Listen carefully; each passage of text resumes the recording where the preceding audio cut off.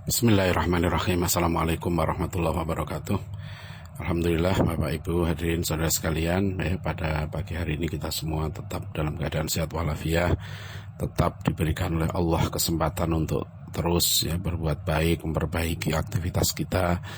Dan pagi hari ini kita membahas satu artikel tentang perbandingan bagaimana budaya ilmu di dunia Islam, di dunia Barat dan di negeri kita ini, dan juga bagaimana pengajaran sejarah baik sejarah politik maupun sejarah sains, sejarah ilmu pengetahuan karena ini saya mencatat kuliah urgensi pendidikan sains Islam di At-Taqwa College ini dengan dosennya Dr. Insinyur Budi Handrianto.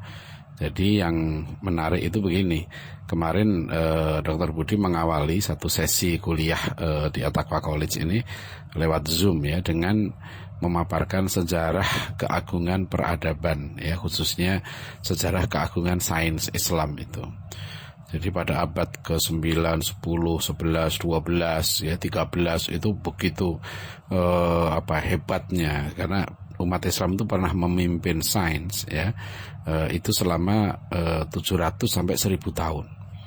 Jadi selama taruhlah 700 tahun luar biasa. Jadi misalnya abad ke-10 Masehi orang sudah mengenal Al-Khawarizmi yang kemudian menggunakan angka nol mengambil angka nol dari India dan diterapkan dalam sistem matematika itu dalam kitabnya Al-Jabr wal Muqabalah.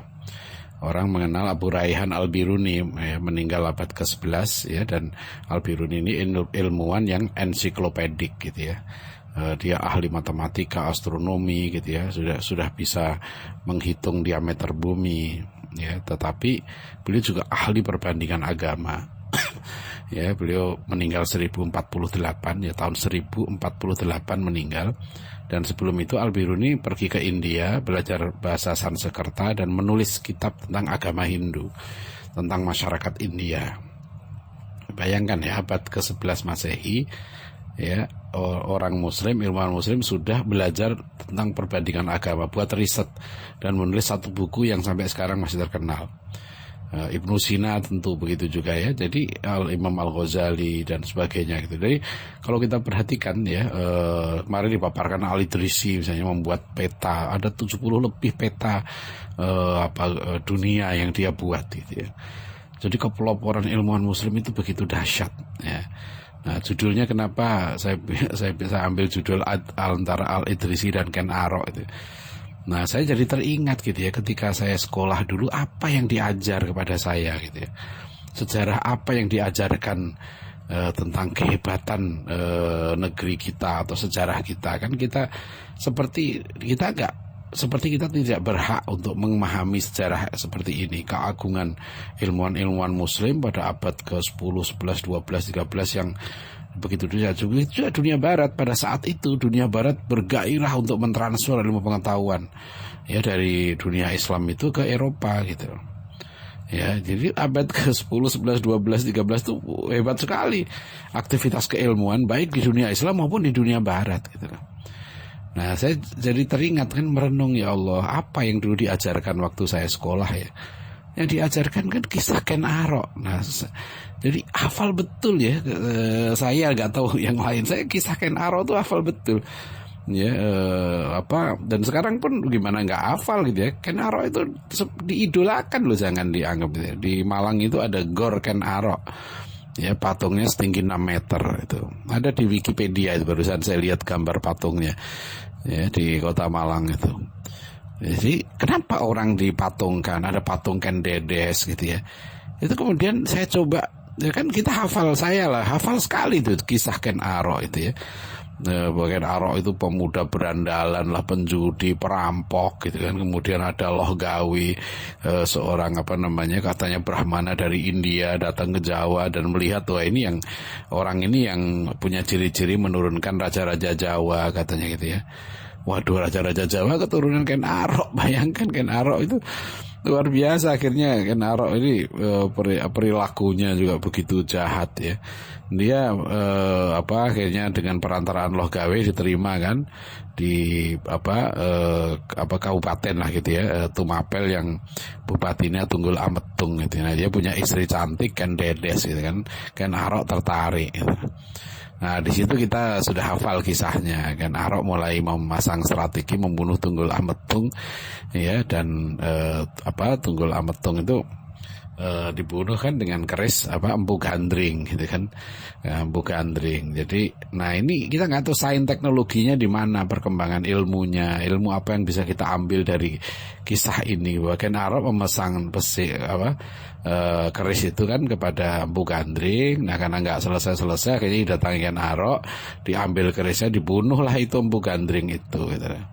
Nah, karena keris ini bagus ya kan, akhirnya dipinjamkan ke Kebu Hijau. Nah, Kebu Hijau ini bangga kan, pamer-pamer dia punya keris, orang taunya kerisnya itu keris Kebu Hijau.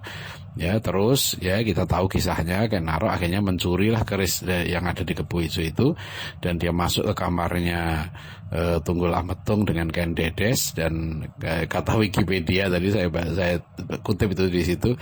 Akhirnya dibunuhlah itu Tunggul Ametung gitu. Istrinya Tunggul Ametung, Ken Dedes, tahu, dia saksi bahwa suaminya dibunuh oleh Ken Arok itu gitu. Nah, tapi akhirnya Ken Dedes jadi istrinya Ken Arok gitu. Coba sekarang apa yang bisa kita ambil ya? Hanya disebutkan bahwa dia dulu terpaksa menikah dengan Tunggul Ametung. Nah, itulah kisah Ken Arok yang kenapa dulu kok saya waktu SMP itu nggak diajari tentang siapa Al-Idrisi, Ibnu Sina gitu ya, kisah-kisah ilmu pengetahuan nggak ada lagi ya di Nusantara ini ya, kisah yang rasional ya kita itu zamannya sama loh. Ken Arok itu kalau catatan di situ meninggal itu 1222 ya, jadi Al-Biruni meninggal 1048, Imam Al-Ghazali meninggal 1111 ya. Jadi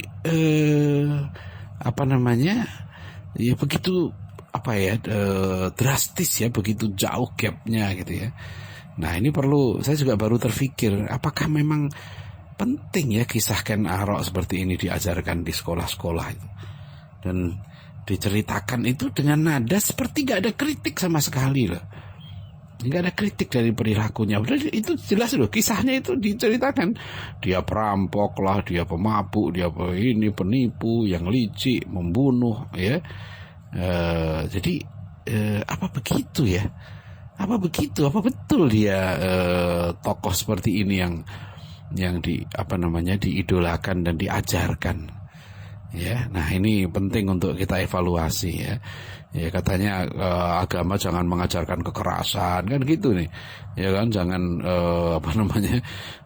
ajaran-ajaran Islam katanya yang menimbulkan kekerasan harus dikurangi. Lah, ini sejarah Ken Arok itu sejarah apa ini? Ya. Apa sejarah kasih sayang, ya sejarah sejarah tentang kedermawanan, ya sejarah tentang intelektualitas yang tinggi. Apa nilai yang mau kita warisi? Ya, wallahu alam bisawab. Silahkanlah merenungkan sendiri gitu ya, kondisi seperti ini, supaya kita dengan merenung itu kita bisa memahami ya keadaan kita, ya kita bisa mengambil hikmahnya gitu kan. Tentu saya tadi cari-cari, misalnya ada ujung dari kisah Ken Arok itu, kisah Ken Arok menunjukkan itu ya, sebuah kisah yang jangan sampai ditiru seperti itu gitu. Nggak ada itu. Saya juga waktu ingat saya gitu ya, waktu sekolah itu kok nadanya kok nggak ada ya, guru tuh mengingatkan gitu, jangan dicontoh ya Ken Arok ini jahat loh, ini nggak baik loh gitu kan. Tapi kemudian tapi kan dengan kejahatannya itu dia berkuasa. Ya, apa itu ya? Karena kita disuruh memuja kekuasaan dengan cara apapun. Ya, membunuh ya, menjadi perampok ya, licik apa itu, karena Ken Arok itu kita ajarkan gitu ya. Karena dia dia berkuasa gitu. Dia berhasil merebut kekuasaan itu. Dia membunuh bupati dan mengawini istrinya. Gitu. Istrinya mau lagi gitu ya. Dia tahu itu yang membunuh suaminya gitu. Apa begini contoh wanita yang tidak sedikit patung-patungnya dibuat, ya, apa begitu? Ya, wallahu alam bisawab, ya. Silahkan sekali lagi kita merenung ya, kondisi kita sekarang ini. Terima kasih. Assalamualaikum warahmatullahi wabarakatuh.